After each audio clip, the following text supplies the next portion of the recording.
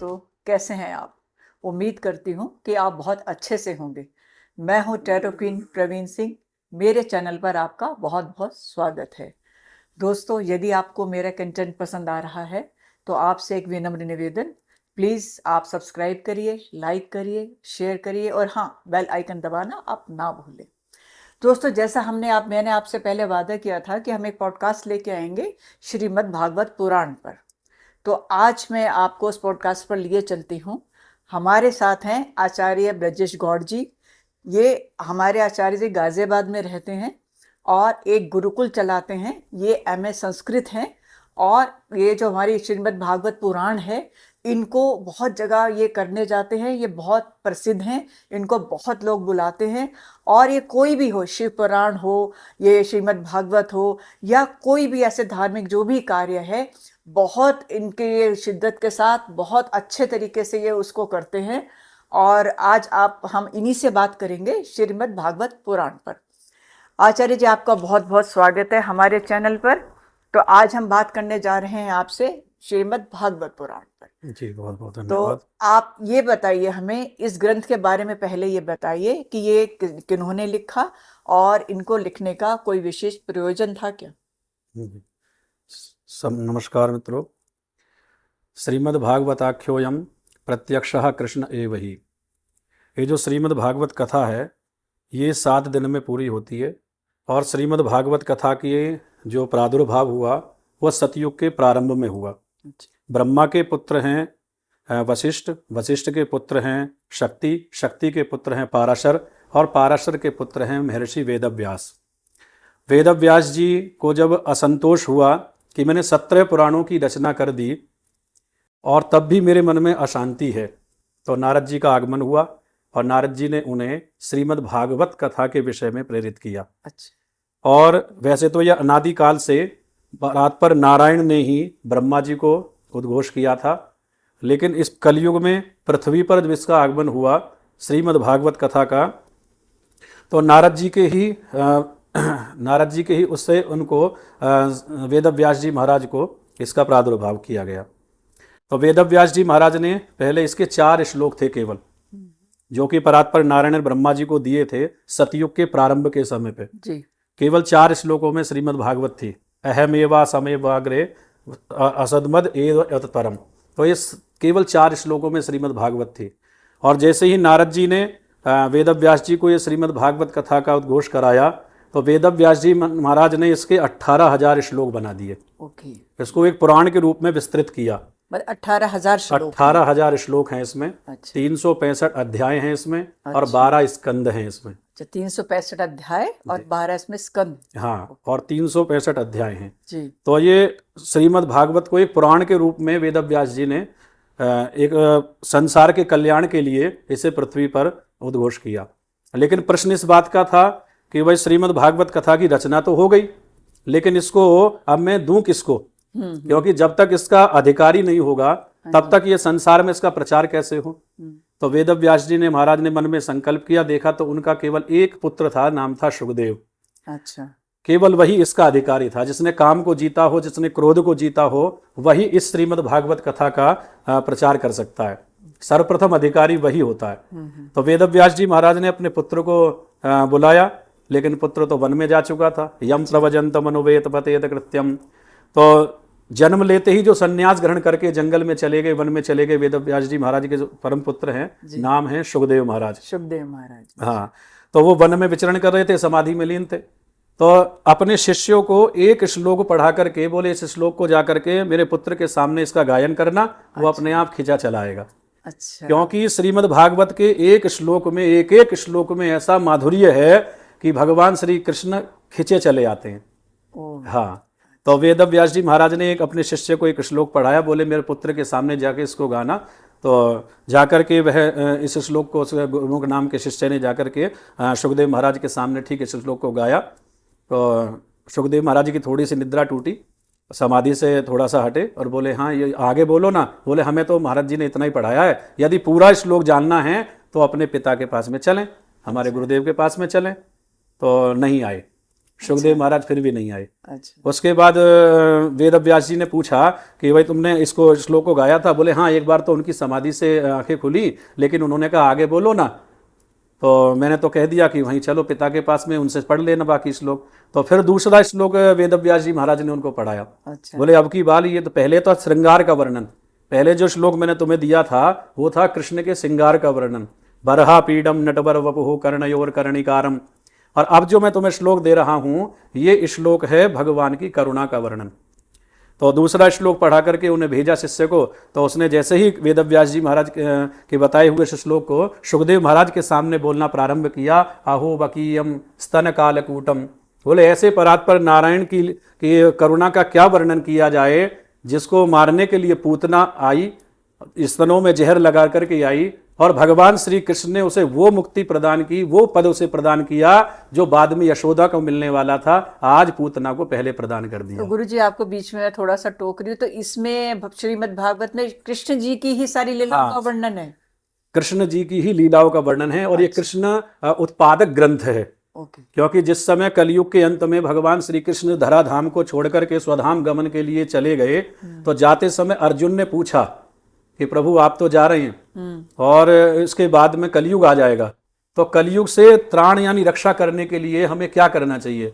तो भगवान श्री कृष्ण ने अपना सूक्ष्म रूप ज्योति के रूप में बनाया। अच्छा। और श्रीमद् भागवत में समाहित हो गए। अच्छा, ये बातें। हाँ। क्योंकि अधिकतर लोगों को नहीं मालूम है ये सारी चीजें नहीं मालूम, क्योंकि मूल का तो पाठ कोई ज्यादातर करते ही नहीं। आजकल मनोरंजन का साधन भागवत को बना लिया है। जिसने ज्यादा अच्छे भजन गाने लगा, जिसने ज्यादा अच्छा प्रचार करने लगा, और जो ज्यादा अच्छे भजन करके कीर्तन कराने लगा, वही श्रीमद् भागवत कथा का अच्छा कथावाचक। इसके बारे में तो भी हम आगे बात करेंगे। हाँ। लेकिन अभी जैसे आप प्रभु की, श्री कृष्ण प्रभु की लीलाओं का वर्णन कर रहे थे, जी। तो इसमें ऐसे कितनी लीलाओं का उन्होंने वर्णन किया? इसमें भगवान श्री कृष्ण की अनेकों लीलाओं का वर्णन है, अनेकों लीलाएं, असंख्य लीलाएं हैं जिसमें माखन चोर लीला है और शक्टासुर का वध है, बहुत सारी लीलाओं का जो मतलब असाधारण मनुष्य के लिए हो ही नहीं सकती। ये भगवान श्री कृष्ण का ब्रह्मावतार है, और जो कि भगवान श्री कृष्ण की लीलाओं को प्रदर्शन करके ये जाता है कि साक्षात ब्रह्म का ही स्वरूप है। और ये 7 दिन तक एक छोटा सा बच्चा, 7 दिन का बालक 7 कोष के लंबे चौड़े गोवर्धन पर्वत को कन की उंगली पर उठा रहा है, पूतना को मार रहा है, शक्टासुर का वध कर रहा है और बकासुर का वध कर रहा है। तो ये कोई साधारण बालक नहीं कर सकता। ये तो परात्पर नारायण की लीला है, और भगवान नारायण ही कृष्ण रूप में आए और उन्होंने ही ये सब लीलाएं की। तो भगवान श्री कृष्ण की लीलाओं का ही वर्णन इस श्रीमद् भागवत में किया गया है। तो हम एक तरह से क्या सोचे, मतलब ये जो श्रीमद् भागवत है, ये हम लोगों को, जो साधारण मनुष्य हैं, उनको क्या संदेश देना चाहता है? वैसे तो श्रीमद् भागवत जो कथा है ये संपूर्ण मनुष्य के संसार को कल्याण करने वाला है। अच्छा। और इसमें जो मुख्य संदेश है वो है भक्ति मार्ग का, भक्ति मार्ग पर जाने के लिए। हाँ, भक्ति मार्ग पर जाने का है, क्योंकि मनुष्य हर तरीके से आजकल चाहता है सुख हमारे पास हो, और उस सुख की लालसा में अनेकों अनेक पाप भी करता है, अधर्म भी करता है। और तो इसी कारण ये श्रीमद् भागवत कथा का उद्देश्य वेद व्यास जी का ये था कि मनुष्य के घर में सुख शांति आए, मनुष्य को सुख की प्राप्ति हो, और परात्पर नारायण के चरणों में, भगवान कृष्ण के चरणों में उसकी निष्ठात्मक प्रीति बढ़े और उसके मन में भक्ति जागृत हो। अच्छा। क्योंकि शुरू में भी जब श्रीमद् भागवत कथा प्रारंभ होती है तो महात्म्य में भक्ति का वर्णन आता है। अच्छा। महारानी भक्ति गुजरात से चली और आकर के इसमें धीरे धीरे करके महाराष्ट्र में सम्मानित हुई, और यहाँ आकर के वो बुढ़ापे को घेर लिया, भक्ति बुढ़ापे में घेर ली, और उसके बाद उनके जो पुत्र थे वो वृद्ध हो चले। अच्छा। जिनका नाम था ज्ञान और वैराग्य। अच्छा। अब लेकिन जैसे ही वृंदावन में माता भक्ति ने अपने पुत्रों को लेकर प्रवेश किया, तो माता भक्ति जो थी वृद्ध थी, वो तो हो गई युवा, लेकिन उनके जो पुत्र थे ज्ञान वैराग्य वो वृद्ध के वृद्ध रह गए। अच्छा। इस कारण से यमुना के किनारे पर भक्ति माता बहुत रोई, विलाप कर रही थी। तभी वहां से नारद जी का पदार्पण हुआ। नारद जी से पूछा, प्रभु ये क्या है? मैं होना तो ये चाहिए कि पुत्र युवा होने चाहिए और माता वृद्ध होनी चाहिए, लेकिन मैं वृद्ध हूं और मेरे पुत्र मैं तो युवा हो गई वृंदावन आकर, और मेरे पुत्र वृद्ध के वृद्ध रह गए। तो ऐसा कैसे? मुझे बहुत विलाप होता है, मुझे बहुत दुख होता है। तो नारद जी ने कहा कि देखो, तुम भक्ति हो, और भक्ति का मतलब है कि भगवान की रस धारा। भक्ति का उल्टा करने पर, भक्ति का जो होता है ना राधा, राधा का उल्टा करने पर धारा बनता है। तो भक्ति की जो धारा है वही राधा है, और ये जो भक्ति है, भक्ति करने से ही भगवान की प्राप्ति होती है। भक्ति का मतलब भक्तों के चरित्र का गुणगान करने वाला व्यक्ति भक्ति करता है तो भगवान की प्राप्ति हो जाती है। तो आप भक्ति हैं, आप समस्त भक्तों के, नारायण के भक्तों के मन में निवास करती हैं। लेकिन वृंदावन में साक्षात भगवान कृष्ण रमण करते हैं, इसलिए यहाँ पर आकर के तुम तो हो गई युवा, लेकिन यहाँ ज्ञान और वैराग्य का कोई काम नहीं है, इसलिए ये समय के अनुसार वृद्ध के वृद्ध रह गए। तो नारद जी ने उन्हें जगाने का बहुत प्रयास करा, लेकिन जब जब गीता का पाठ करें और ग्रंथों का पाठ करें, उपनिषदों का पाठ करें तो ज्ञान वैराग्य थोड़े से खड़े हो जाएं, लेकिन जैसे ही विराम दे पाठ को तो फिर से वृद्ध हो जाएं। अच्छा। तो नारद जी को बड़ी चिंता हुई और सीधे बद्रिका क्षेत्र में गए। वहां पर उन्हें 4 ऋषियों का दर्शन हुआ, सनक, सनंदन, सनातन और सनत कुमार, जो कि भगवान के ही सर्वप्रथम अवतार कहे गए हैं। तो उनका दर्शन हुआ। नारद जी से पूछा आप क्यों चिंता कर रहे हैं? तो बोले ऐसे ऐसे मैं वहां गया था, भक्ति माता को देखा, बड़ी दुखी थी और उनके पुत्रों के ज्ञान वैराग्य के बुढ़ापे को दूर ना कर सका। और गीता पाठ ही मुहुर्मुहु, मैंने बार बार वेदों का पाठ किया, वेदांत का पाठ किया, गीता पाठ किया, लेकिन फिर भी ज्ञान वैराग्य का बुढ़ापा दूर ना कर सका, भक्ति माता के दुख की निवृत्ति ना कर सका। तो सनकादि ऋषि कहते हैं कि नारद जी, श्रीमद् भागवताख्योयम प्रत्यक्षः कृष्ण एव ही। आप यदि श्रीमद् भागवत कथा का पाठ करें तो ज्ञान वैराग्य का बुढ़ापा दूर होगा, माता भक्ति के दुख की निवृत्ति होगी और माता भक्ति प्रत्येक भक्तों के हृदय में जाकर के निवास करेंगी और तब इसका गंध का प्रचार प्रसार होगा। तो नारद जी ने आकर के श्री चरणों में प्रणाम किया और सनकादि ऋषियों ने एक गंगा तट पर, हरिद्वार में आनंद नाम का तट है, सर्वप्रथम कथा पृथ्वी पर वहां हुई। अच्छा। और सनकादि ऋषियों ने नारद जी को कथा सुनाई, भक्ति माता को आमंत्रित किया गया। भक्ति माता वृंदावन से अपने पुत्रों को लेकर के आई और वहां कथा श्रवण की। कथा सुनते ही माता भक्ति का निवृत्ति हो गई, दुख की निवृत्ति हो गई, ज्ञान वैराग्य का बुढ़ापा दूर हो गया और तब से भगवान नारायण प्रकट हो गए और प्रकट होकर के वरदान दिया कि जो भी श्रीमद् भागवत कथा का पाठ करेगा अथवा इसको 7 दिन के अंदर एक बार भी श्रवण कर लेगा, उसके अंदर भक्ति जागृत हो जाएगी और ज्ञान वैराग्य जागृत हो जाएंगे और समस्त संसार के दुखों का निवारण होगा और अंत समय में मेरे वैकुंठ धाम की प्राप्ति भी हो जाएगी। तो ये तो गुरु जी आपने श्रीमद् भागवत के बारे में बताया कि जिसमें कृष्ण जी की पूरी लीलाएं हैं, उनका सारा पूरा वर्णन है।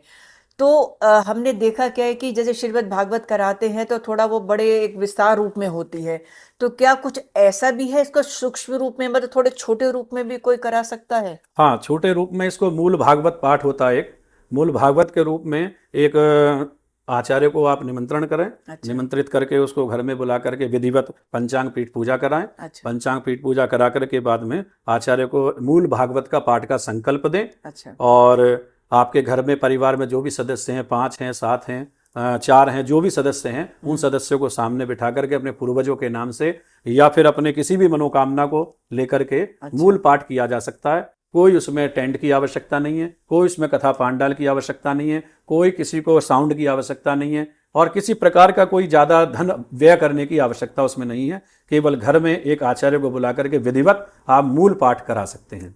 अच्छा, अभी आपने भक्ति की बात करी। आजकल मैं क्या देखती हूँ कि भक्ति के नाम पर आजकल ऐसा ये हो गया है कि जो जितना दिखावा कर रहा है वो लगता है कि पता नहीं वो उतनी ही भक्ति कर रहा है। तो मैं ये जानना चाहती हूँ, कोई एक आदमी है वो सरल रूप में अपने घर में वो बैठा है और अपनी वो पूजा कर रहा है, और एक है जो बहुत मतलब जाके बहुत तामझाम और बहुत आडंबर करते हैं, तो उस व्यक्ति के मन में बेचारे के ये हो जाता है पता नहीं मेरी भक्ति लगेगी नहीं लगेगी। तो मैं ये पूछना चाह रही हूँ कि क्या उसकी भक्ति का भी वही परिणाम, मतलब वो सुने प्रभु की जो भक्ति कर रहे हैं सरल रूप में, तो उनको भी फल मिलता है? जी जी जी, बहुत अच्छा प्रश्न है। और देखा जाए तो कलयुग के पाखंड से लुप्त भये सब ग्रंथ, तुलसीदास जी जो प्रश्न आपने अब किया है, ये प्रश्न पहले तुलसीदास जी ने इसका उत्तर पहले ही रामचरितमानस में लिख दिया था। अच्छा। ये कलयुग के पाखंड से लुप्त भये सब ग्रंथ।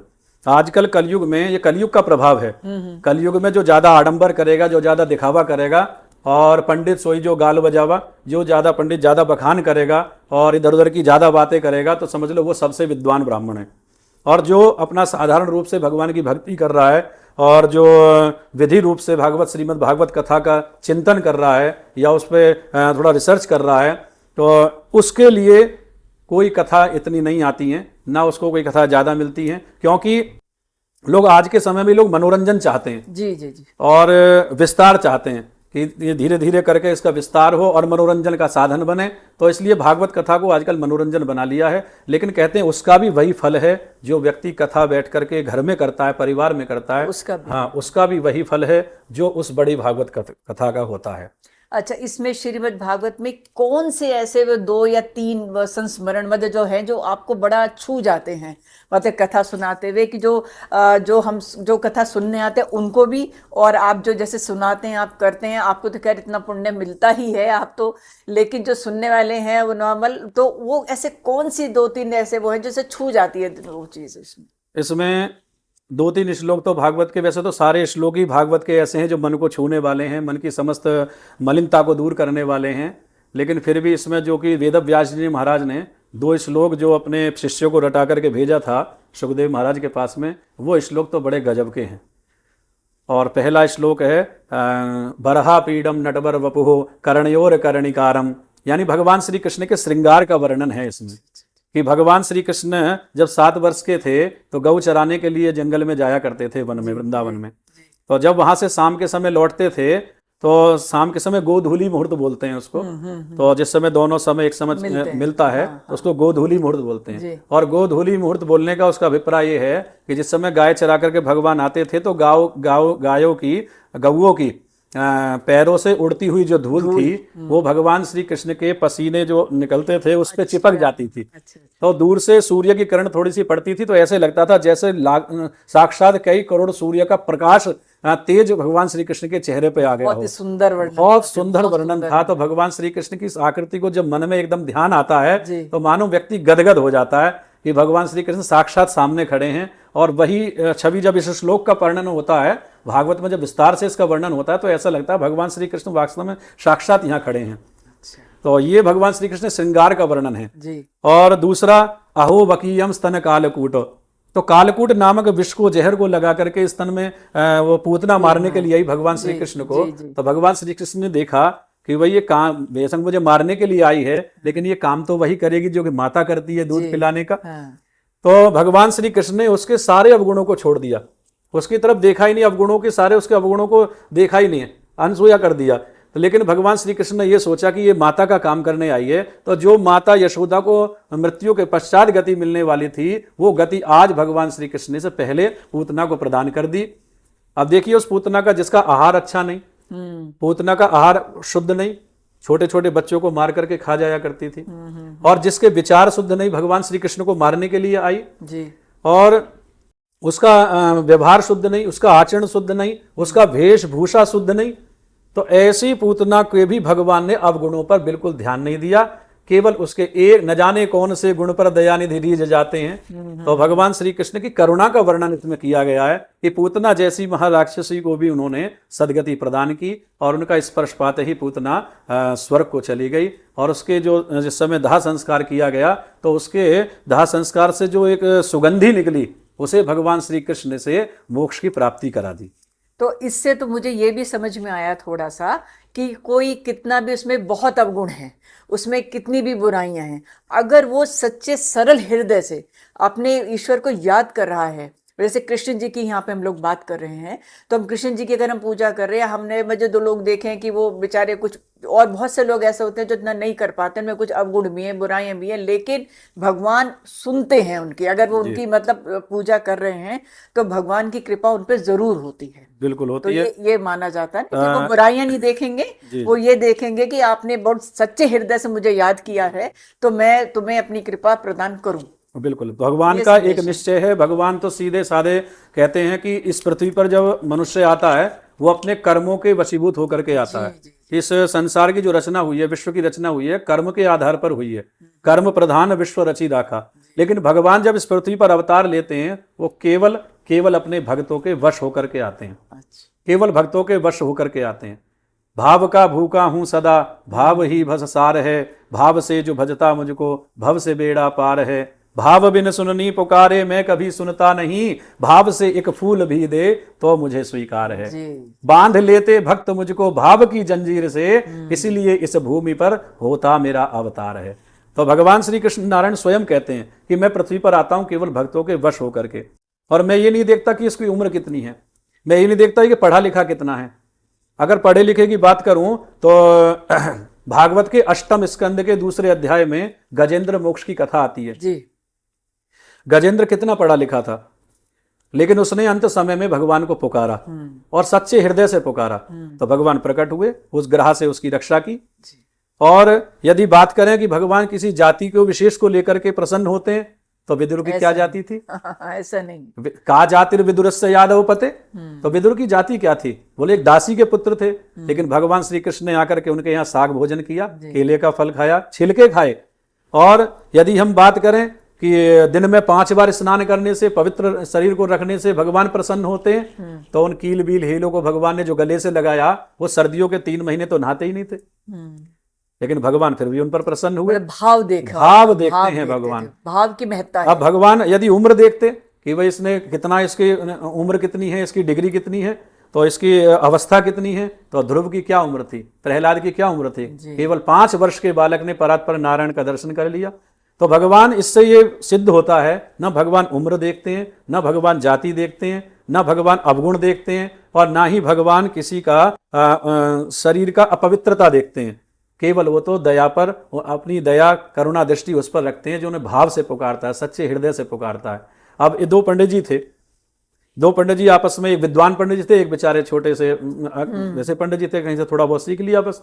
अब वो तो बोल रहे थे विष्णाय नमः, विष्णाय नमः, और जो पढ़े लिखे पंडित जी थे, विद्वान थे, वो बोलते थे विष्णवे नमः। तो किसी ने, तीसरे ने आकर के पूछा कि देखो ये गलत बोल रहे हैं क्या पंडित जी? तो बोले नहीं, ये भी ठीक बोल रहे हैं, ये भी ठीक बोल रहे हैं। ये क्या मतलब? ये का विष्णाय नमः जो शब्द हैं, ये भी उसके का से लेकर के ज्ञानी तक, ये भी वर्णमाला के शब्द हैं।